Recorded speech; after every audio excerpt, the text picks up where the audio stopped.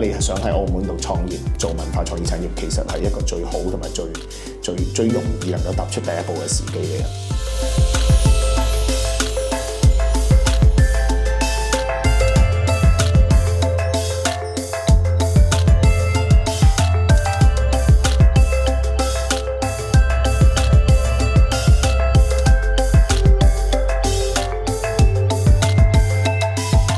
澳門去發展文化創業好重要，我哋有個根基，我哋有個文化底蘊，嗰個歷史文化係真嘅。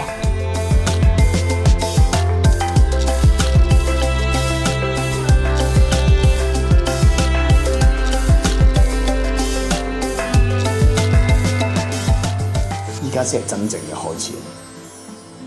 而家開住個頭就唔停得。我哋有咗張入場券，可以喺亞洲度 represent Macau 去做一啲演藝嘅工作。